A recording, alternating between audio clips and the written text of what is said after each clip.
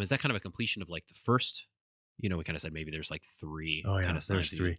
So, original sin, free will, Christ as the object of salvation. Mhm. The third thing is the sacramental theology Yeah, let's. that we got to talk about because the evangelicals, as much as they want to be all about the Bible, when it comes to the sacraments, they are just not biblical. Mhm. Um, I remember this very distinctly. We were at the service of the Calvary Chapel, and the guy was up there preaching about how we believe the Bible, Mhm. every word of the Bible. We take it literally. He was probably preaching on Revelation or something. We take the Bible literally, and Amen. Preach. It's great. And then afterwards, it was time for the Lord's Supper, which was rare. They did it like 4 times a year. And so we're there having the Lord's Supper, and he reads the words of institution from Matthew or something. And this is my body, this is my blood, shed for you for the forgiveness of sins. And he says, now, we don't take these words literally. Now, he was just, spent like an hour telling us that we read the Bible literally, and then 15 minutes later saying, now we don't take these words literally. Yeah. And I said, well, why not? Mhm. Why not? Or if you go to the same thing with baptism, if you just look at the Bible passages about baptism now saves you. Be baptized for the forgiveness of sins. In baptism, you put on Christ. Whoever believes and is baptized will be saved. You died with Christ through baptism into death, so we might walk in newness of life. I mean, all these Bible passages about baptism that have something to do with salvation. And you say, well, look, baptism saves. That's what it says here. 1 Mhm. Peter 3:21, baptism saves. And they say, no, it can't save. Well, why not? Because you're saved by grace through faith. And you just want to say to the evangelical, would you please get your doctrine of baptism from a passage about baptism? Mhm.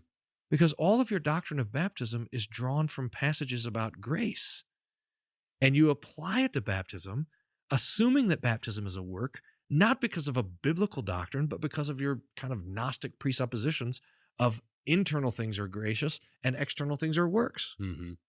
So I think the best passage on baptism to go to for the evangelical is Ephesians 5. So Paul's talking about Christ in the church, table of duties. Husband and wife, Christ in the church. So wives, submit to your husbands like the church submits to Christ.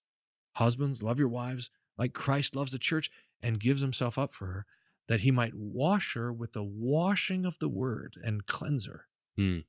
So we say, who does the washing of the water and the word? And the answer from Ephesians 5 is Christ. He is the washer, and we are the washed. If you look at someone like a mom bathing a child and you say, well, who's doing the work? The answer is not the baby, Mhm. it's the mom. So when we look at baptism, we say, who is doing the work? And the answer is Christ. He's doing the work. So that, of course, we're not saved by our works, we're saved by his works, and baptism is his work. I remember one time I was teaching a Sunday school class at a Southern Baptist church, which was kind of a strange situation. Maybe we don't need to get too far into why I was. So my grandma's church, and I was teaching about the distinction between law and gospel in Philippians, Uh-huh. and I was trying not to get in trouble. I mean, I thought I like everything I possibly could to not cause like a riot in my grandma's Sunday school class. Mhm. So I'm teaching Philippians, and I'm kind of teaching law and gospel, and I'm trying to be very not Lutheran distinctive-y, Mhm. And I'm 5 minutes into this class, and an old lady at the back of the class raises her hand and says, "Don't you Lutherans baptize the babies?" Wow, yeah, we do. And there was kind of an uproar in the I said, all right, well, let me just, how many of you have grandchildren? And they all raised their hand. They all were grandparents. I said, now, what if I said that you cannot give gifts to your grandchildren until they can write you a thank you note? Mhm. Their first Christmas, no presents. Their first birthday, no presents. Second Christmas, no presents. Until they're 12 years old and they know how to write a thank you note, you can't give them any gifts. And I said, this is our doctrine of baptism. We don't think it's a work. We think it's a gift. Mhm. And can God give gifts to babies? Yes. And the lady says, Point made. Oh, that's good. Did they invite you back? No. Well, I mean, I'm sure that would have been fine, but I Yeah. never was in that situation again. But this is I mean, this is the point: is that baptism is God's work for us. It's Mhm. his saving work for us.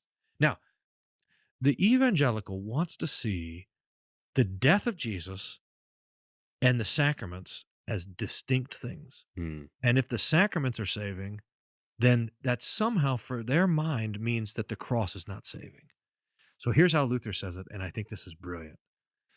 This is in Against the Heavenly Prophets, one of the most important Luther writings. It's just so great. He says that we distinguish between the winning of forgiveness and the delivery of forgiveness. Mhm.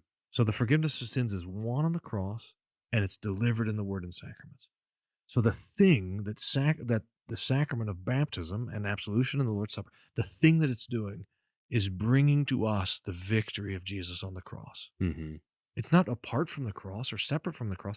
It is the cross being brought to the baby, to the adult, to the person who's being baptized. Mhm.